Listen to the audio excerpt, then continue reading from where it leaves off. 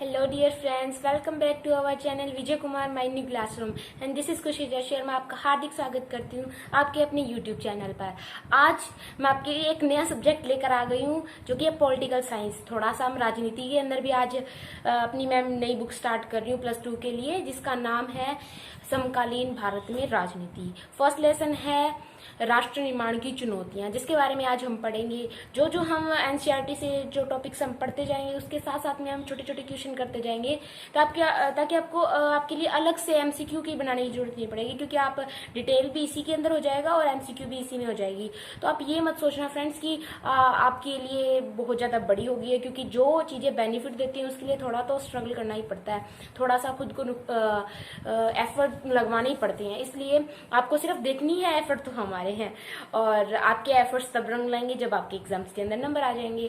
तो आपको सिर्फ फिलहाल के लिए वीडियो देखना है और वीडियो को एंजॉय करना है। अगर आपको हमारी वीडियो पसंद आती है तो लाइक शेयर एंड सब्सक्राइब जरूर कर देना। और हाँ, आपके comments are very valuable for us, so please comment in comment section. और मैं आज आपके लिए स्टार्ट कर रही हूँ अपना फर्स्ट लेसन, जिसका नाम है राष्ट्र निर्माण की चुनौतियां।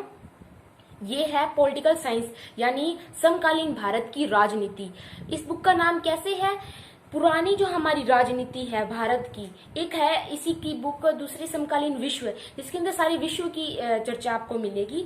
पर ये जो मैं बुक पढ़ा रही हूँ वो आपको इसमें भारत की आपको चर्चा मिलेगी। यही दूसरी बुक मेरी मित्र, मेरी फ्रेंड साक्षी करवा रही है। तो आप उसके अगर वो बुक पढ़ना चाहते हो तो आप उसके लिंक पर जा सकते हैं। ये बुक मैं स्टार्ट कर रही हूँ, तो चलिए शुरू करते हैं। तो अब आप मुझे बताइए कि हमारा भारत कब आजाद हुआ? बिल्कुल इजीएस्ट क्वेश्चन है, आप मुझे इसका उत्तर कमेंट सेक्शन के अंदर देंगे।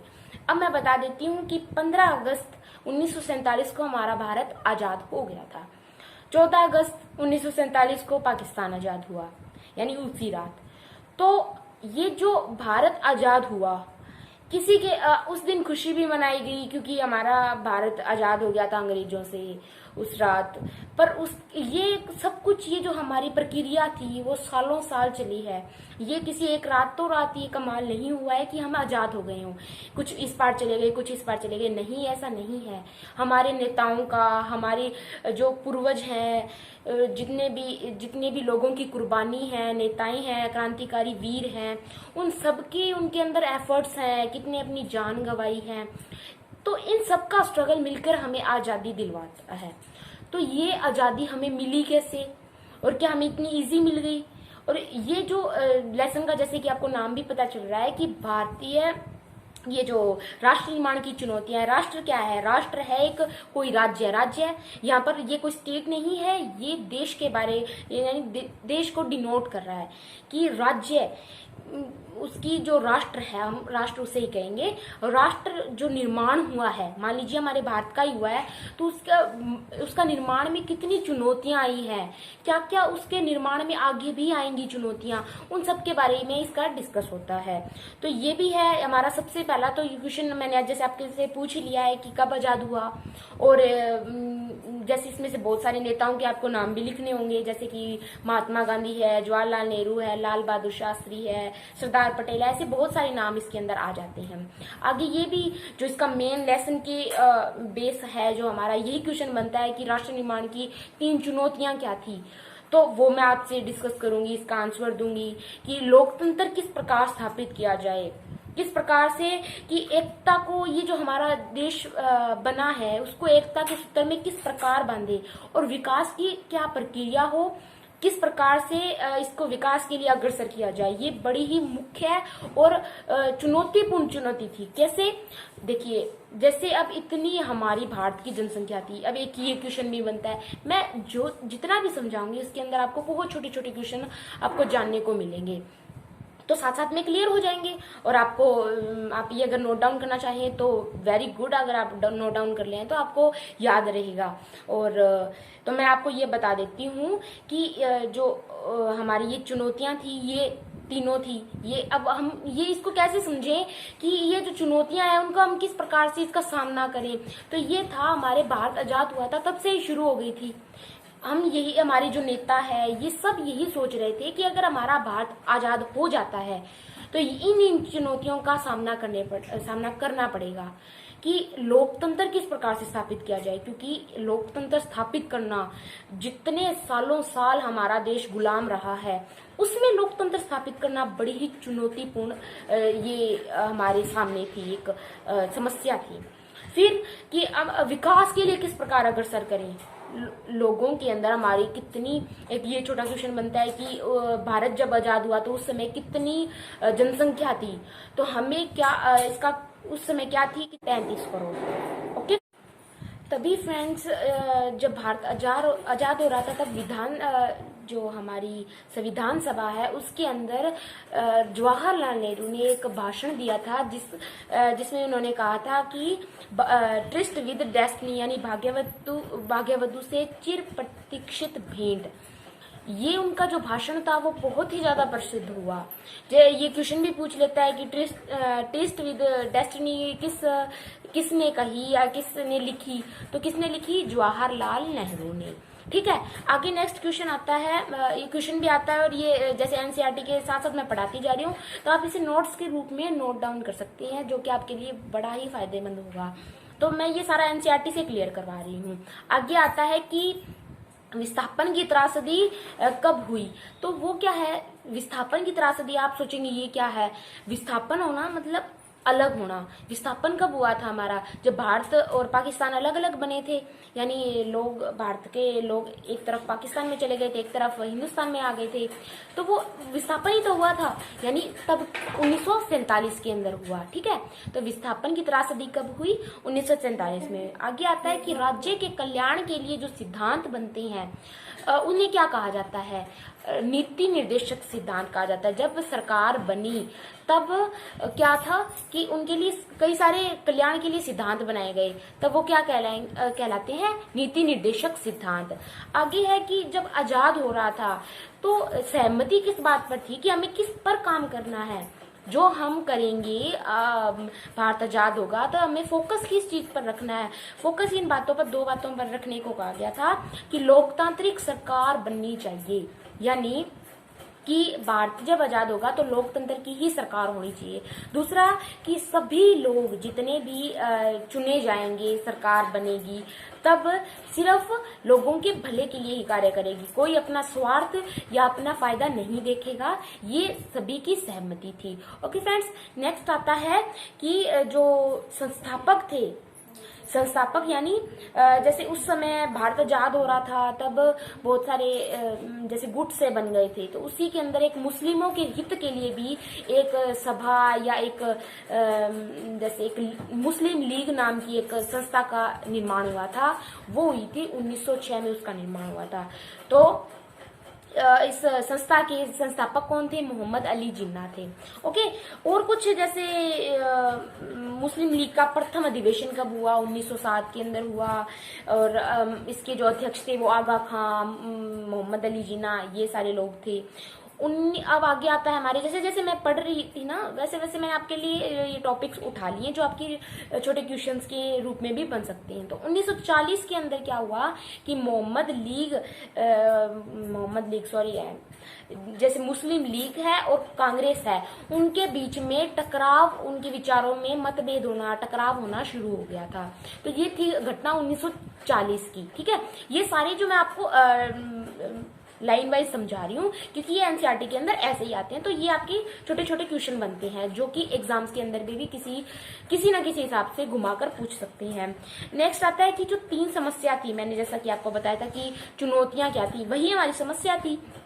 पहला क्या थी हमारी समस्या कि ब्रिटिश जो थे, ब्रिटिशों ने अल्पसंख्यकों में फूट डलवा दी, यानी मुसलमानों के अंदर ये जाते जाते ये भर दिया उन्होंने कि आपको अपनी जो रियासतें हैं उनमें भी उन्होंने फूट डाल दी।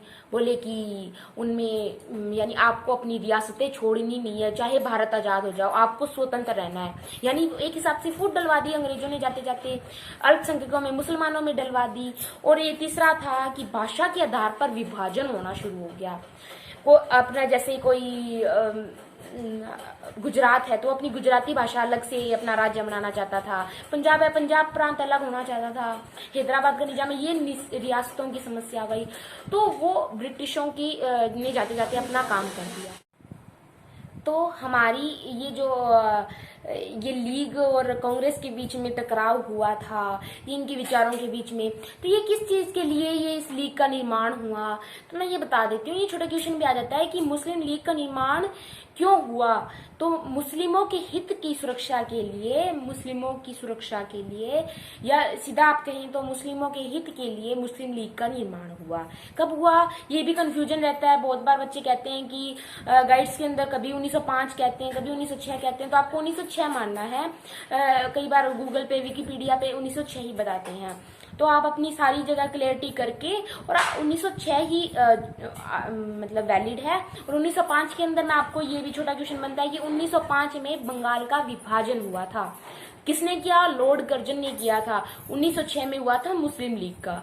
एक है कि जो त्रासदी है वो बड़ी ही दो मुख्य है, बड़ी ही याद रखी जाती है, भयानक समझी जाती है। वो कौन कौन सी थी? एक तो बंगाल का विभाजन, बंगाल की त्रासदी बड़ी ही भयानक समझी जाती है, और एक पंजाब का विभाजन बड़ा ही भयानक समझा जाता है। कहते हैं कि उस समय बड़ी ही निर्दयता से लोगों पर अत्याचार हुए, अपहरण हुए, बलात्कार हुए, कितने लोगों की जानें गई। कोई पाकिस्तान के उस पार रह गए, कोई इस भारत के अंदर रह गए, कोई परिवार से बिछड़ गए। तो ये बड़ी ही दुखदायी घटना थी जो कि याद रहती है, इसलिए क्योंकि जिन पीढ़ी दर पीढ़ी चले आ रहे हैं वो हमेशा याद रखेंगे, क्योंकि उनके परिवारों से लोगों के बिछड़ने की ये घटना है। अब आगे कुछ आता है कि कितने लोगों ने, ये छोटा भी क्वेश्चन आता है कि जब त्रासदी हुई तो कितने लोगों ने अपना घर छोड़ा? तो 80 लाख लोगों ने अपना घर छोड़ा। अब है कि रजवाड़ों की समस्या आती है कि हमारे सबसे पहला क्वेश्चन तो मोस्टली इम्पोर्टेंट क्वेश्चन है कि भारत में कितनी रियासतें थी? 565 रियासतें थी। कई बार 67, कई बार 64 ऐसे पूछ लेता है, तो आपको 565 रियासतें थी। एनी डाउट, कोई कंफ्यूजन नहीं रखना है, 565 रियासतें थी। जैसे कि हैदराबाद की रियासत यानी निजाम की रियासत भी जिसे कहते थे, तो 1948 के अंदर ही निजाम ने, जैसे उन सबको, जैसे कि आपको बताया था कि ब्रिटिश जो लोग जाते जाते उन्होंने रियासतों, जैसे अल्पसंख्यकों को या रियासतों को, राजाओं को भड़का दिया। उन्होंने बोला कि अब खुद को स्वतंत्र रखना, किसी का गुलाम नहीं बनना है तुम्हें। भारत आजाद हो, वो तुम्हें मिलाने की कोशिश करेगा, पर आपको किसी के अंदर नहीं मिलना, आपको स्वतंत्र रहना है। तो उन रियासतों ने उनकी बात मानी और उन्होंने अपनी जिद कायम रखी कि हम स्वतंत्र रहेंगे। तो ये भी बड़ा ही मुख्य क्वेश्चन है कि उसके अंदर सरदार वल्लभ भाई पटेल ने अपनी बड़ी ही जबरदस्त भूमिका निभाई। कैसे कि उन्होंने अपनी ये उनका जैसे रियासतों का मंत्रालय का किसे मुख्य माना था? सरदार वल्लभ भाई पटेल को, क्योंकि उन्हें बड़ा ही तजुर्बा था, अपनी मनवाने का बड़ा ही अच्छा तजुर्बा था।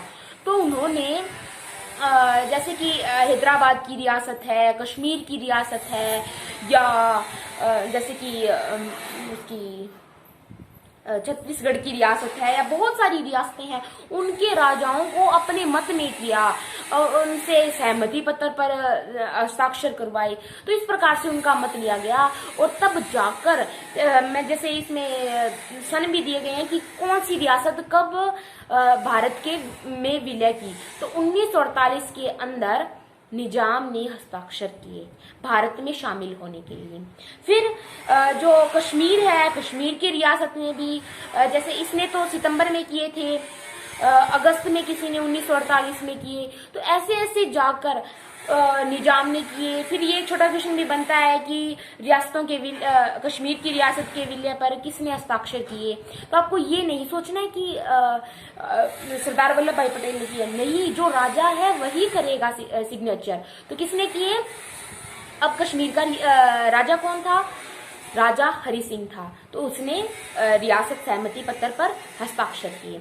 आगे है कि जो सहमति पत्र था उसका नाम क्या था, जिस पर सब साइन करवाने के लिए आतुर थे, जैसे सरदार वल्लभ भाई पटेल थे, वो सब उस पर जैसे आतुर थे कि वो रियासतें साइन कर दे तो भारत में उनका विलय हो जाए। तो उसका नाम था इंस्ट्रूमेंट ऑफ एक्शन, यानी कि इंस्ट्रूमेंट ऑफ एक्शन किसका नाम था, सहमति पत्र का नाम था। अब है जैसे आप कॉलम भी पढ़ेंगे बुक के अंदर, एनसीईआरटी के अंदर, की जो सरदार वल्लभ भाई पटेल का जो जीवन चक्र था, उनकी जो जीवनी थी, उनके अंदर उनका जन्म और मृत्यु कब है वो मैं आपको बताती हूँ। 1875 में उनका जन्म हुआ था फ्रेंड्स, और मृत्यु कब हुई, 1950 में।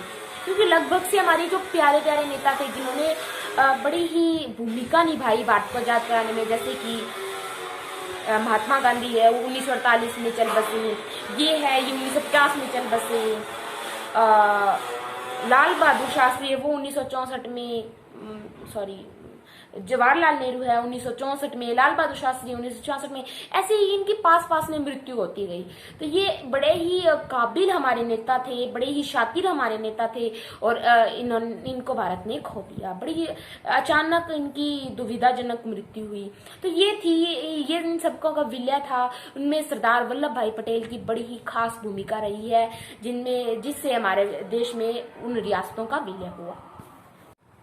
तो हमारे लिए ये जानना बहुत जरूरी है कि रियासतें जो है उनके शासकों के नाम, क्योंकि क्वेश्चन के अंदर बड़ी ही बार पूछ लिया जाता है कि जैसे कि हैदराबाद की रियासत है, उनका उसके शासक का क्या नाम था, तो निजाम। अब निजाम उसका नाम कैसे है, क्योंकि वो ही देश दुनिया के सबसे अमीर लोगों के अंदर वो मशहूर था, वो जाना जाता था, इसलिए उसका नाम निजाम था। और जैसे कश्मीर की रियासत के शासक का क्या नाम है, तो उसके शासक का नाम है हरि सिंह। मणिपुर की रियासत का शासक का क्या नाम है, तो नवाब महाबत खान। कुछ इस प्रकार से ये नाम है, तो इसके नाम पूछ लिए जाते हैं। तो ये भी है कि जब विलय हुआ तो किस तारीख को या किस सन में हुआ, तो वो मैं आपको बता देती हूँ कि जो हैदराबाद की रियासत है उसके शासक ने उस सहमति पत्र पर सितंबर 1948 में हस्ताक्षर किए। ऐसे ही कश्मीर के जो शासक है हरि सिंह, उन्होंने उस सहमति पत्र पर जून 1948 में मणिपुर के शासक ने नवाब महाबत खान ने 1948 को जून 1948 को हस्ताक्षर किए। तो ये सब उनके जो हस्ताक्षर करने की ये तिथियां हैं जो आपको याद रखनी है, क्योंकि हम कई बार सन याद रख लेते हैं पर हम महीने याद रखने भूल जाते हैं। तो ये कुछ आप ऐसे ट्रिक के थ्रू याद करते हैं या समझकर याद करते हैं, आपको याद करना है। एक आप ऐसे याद रख लिया करें कि 1947 है तो उसके अंदर टोटली क्या क्या चीजें हुई। 1947 में ये भी हुआ, ये भी हुआ, ये भी हुआ, ये भी हुआ, ये सारी चीजें एक साथ एक कॉलम सा बना लें तो आपको अच्छे से याद हो जाएगी। ऐसे 1948 में, तो ऐसे आपको याद करेंगे ना, जैसे 1948 के अंदर ऐसे फ्रेंड्स। अब ये मणिपुर है, ये मणिपुर क्यों प्रसिद्ध है, जैसे कि एक तो इसके अंदर रियासतें हैं, दूसरा है कि ये सबसे ज्यादा सर्वप्रथम सार्वभौमिक जो मताधिकार हुए थे वो मणिपुर के अंदर ही हुए थे, तो ये भी आपको याद रखना है। दूसरा है कि एक छोटा क्वेश्चन ये भी बनता है कि नागपुर अधिवेशन कब हुआ था, कांग्रेस ने नागपुर अधिवेशन कब किया, 1920 के अंदर नागपुर अधिवेशन हुआ था।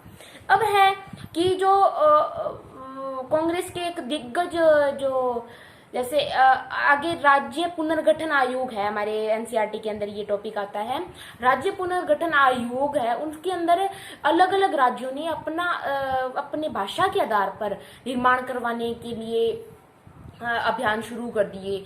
तो सबसे ज्यादा एफर्ट जिसने लगाए तेलुगु भाषी क्षेत्रों ने लगाए, वो अपने जो आंध्र प्रदेश नाम से एक नया राज्य बनवाना चाहते थे अपने भाषा के आधार पर, तेलुगु भाषा के आधार पर। तो उनमें से जैसे दिग्गज जो उनके नेता थे, पोटी श्रीरामुलु जिसका नाम था, वो अनिश्चित काल के लिए भूख हड़ताल पर बैठ गए। उन्होंने कहा कि सरकार इस चीज के पक्ष में नहीं थी, क्योंकि वो इस चीज से डर रही थी कि अगर ऐसा हुआ तो हर राज्य ऐसा मांग करेगा।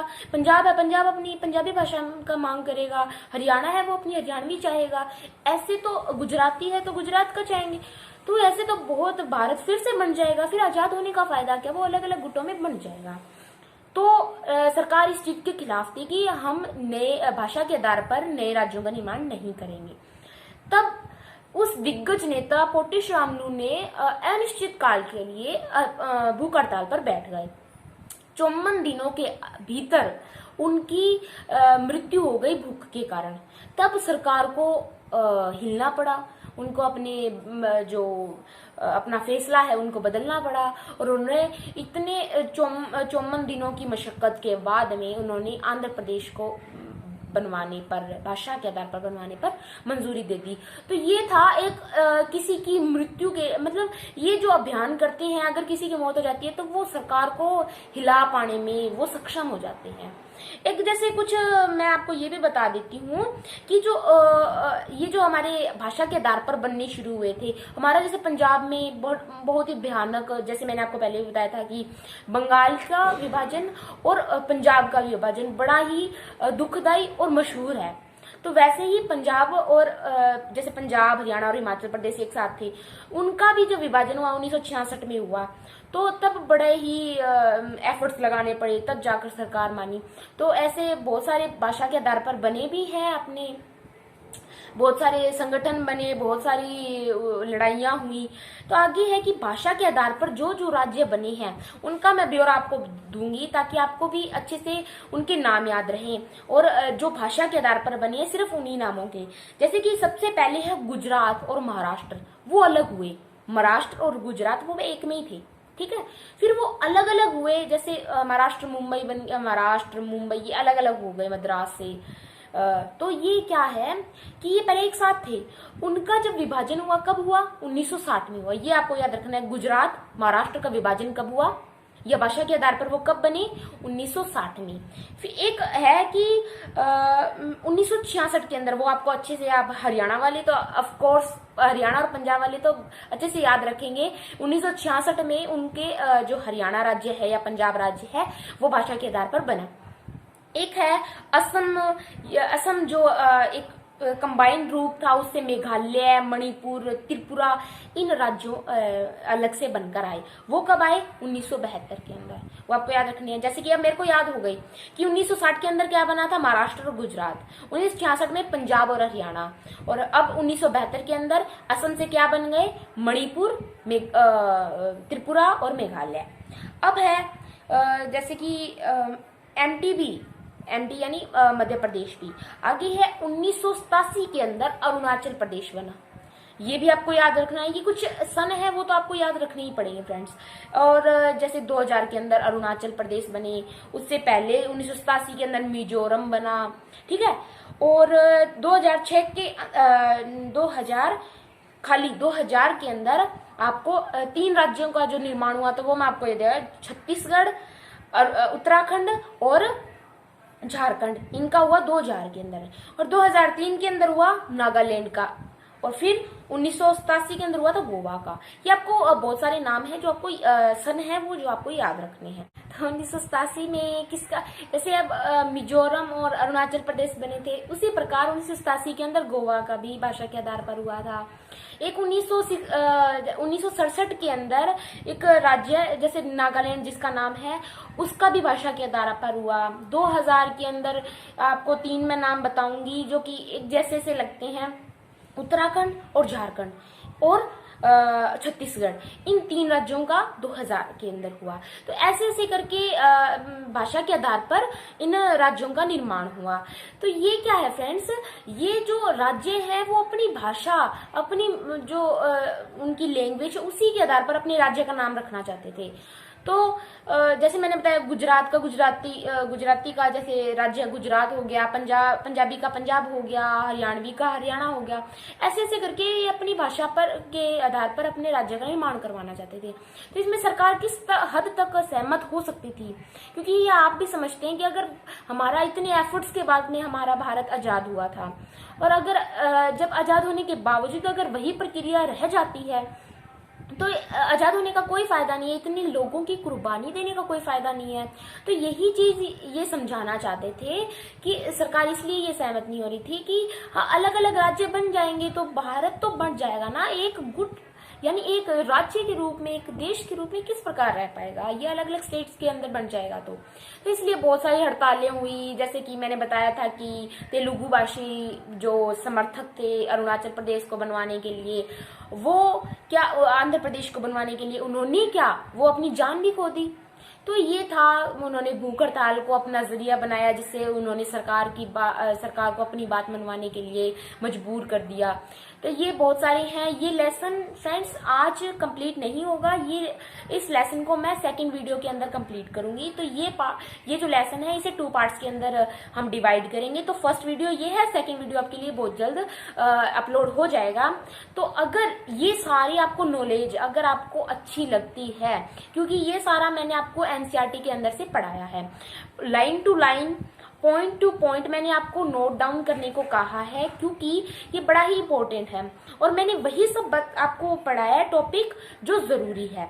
इसमें सारा आपका टॉपिक सारा क्लियर भी हो गया और छोटे छोटे क्वेश्चंस भी आ गए। तो इसका आपको गौर रखना है कि ये आपको नोट डाउन जरूर करना है, क्योंकि मैंने हर एक बात पर मैंने आपको क्वेश्चन करवाए हैं। तो वो आप नोट डाउन कर लेंगे तो आपको एग्जाम्स के अंदर कोई दिक्कत नहीं होगी।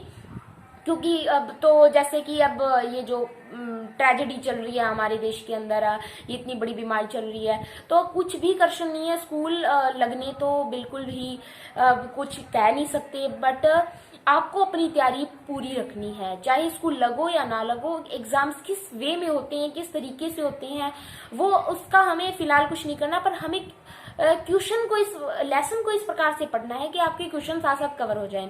तो मेरी तो आपको यही है सलाह कि आप इसे नोट डाउन करेंगे तो काफी आपके लिए फायदेमंद रहेगा। और ये जो नेक्स्ट वीडियो है वो भी हमारी साथ साथ में हमारी क्वेश्चंस है उनको कंप्लीट करवाती रहेगी, और एनसीईआरटी के अंदर से मैं पढ़ा रही हूँ। तो ये आपके लिए बहुत ही बेनिफिट देने वाली वीडियो है। अगर ये आपको पसंद आती है वीडियो तो आप लाइक जरूर कर दीजिए। अगर पसंद आती है तो आप अपने फ्रेंड्स में शेयर कर दीजिए, क्योंकि उनको भी बेनिफिट मिलना जरूरी है, क्योंकि वो आपके क्लासमेट हैं। तो अगर वो कमजोर हैं तो वो भी साथ साथ उनका कवर कर लेंगे। तो गुड लक फ्रेंड्स। और हाँ, कमेंट सेक्शन बहुत हमारे लिए बहुत जरूरी है, तो जल्दी से आप कमेंट सेक्शन के अंदर आइए और आपको वीडियो कैसी लगी ये हमें बताइए, और मैं अपनी नेक्स्ट वीडियो जल्दी अपलोड करूंगी। तब तक के लिए take care, stay home, stay safe.